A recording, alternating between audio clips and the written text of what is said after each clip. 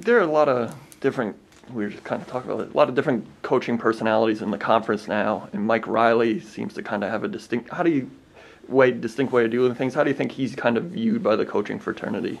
I think Mike is very well respected, and I think that's the best honor you can have as a coach, is that your peers respect you and the work that you do and how you go about your business. And I think sometimes Mike, not in a bad way, sometimes he's always perceived as such a nice guy, but he's a good football coach, and good football coaches aren't just nice guys. And I respect Coach Riley a great deal. Is there, I'm sure we ask you every week about this, but week of practice, but coming off the loss of Saturday, did you ever notice any difference in this team's mindset this week, or was it easy to put that one aside and then just kind of get on with the task at hand this week? Or? Well, we always try to do our best to focus on the task at hand.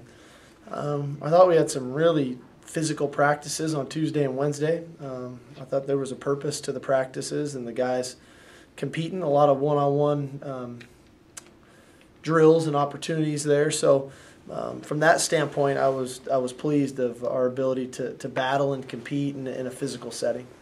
They give up the fewest points in the conference. What are they doing so well? They're just playing well. You know, they play hard. They have a scheme that they believe in, and they're playing well. They're not making busts. You know, their coverage is right. They're fitting the runs properly, and then when you're playing hard, those things add up to not giving up a lot of points. I think that they've done a nice job in the red zone when teams have gotten down there of creating some turnovers.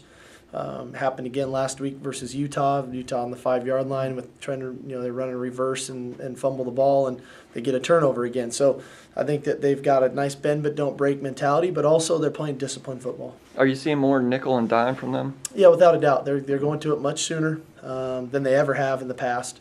And they're trying to get more DBs on the field and putting Poyer in the slot and things. So a little more versatility out of their defense that way, especially in the obvious passing downs. And what do those wrinkles do to Keith's perspective? What does he need to see or understand? They got a little bit more of a mix of coverages when they get into their nickel and dime stuff.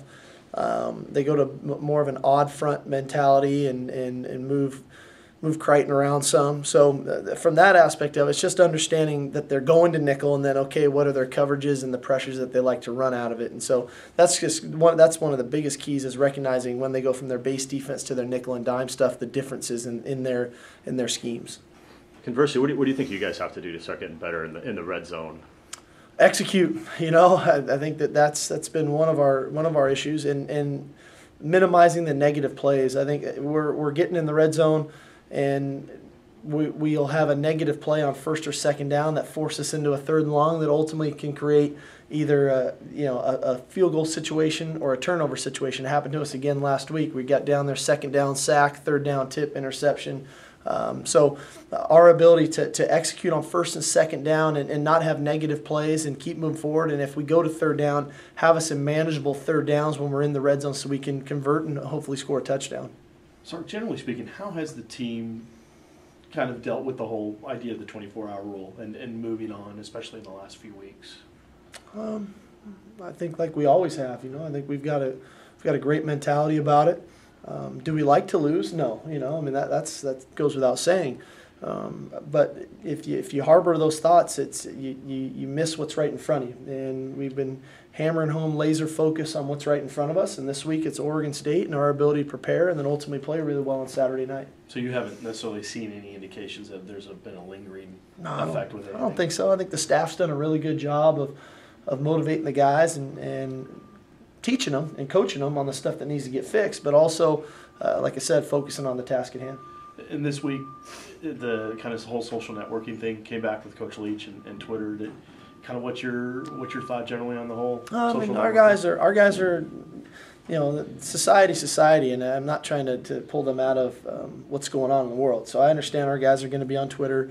They're going to be on Facebook, and we have a general rule that we don't talk about Husky football. And I think when you can get to that point and say, okay, I'm going to go live my life, and I don't have to talk about Husky football because I don't get to, and that's an easy one. And the second thing is, every time you put something out there, it's there forever, and we try to educate our guys and give them living examples of some mistakes that others have made. that they've put on Twitter or on Facebook, and as well as a couple of guys on our team, that what's acceptable and what's not acceptable. So we just try to educate them, but I'm not trying to shelter them. No. Personnel wise, everything status quo, or I think so. Yeah, it'll be okay.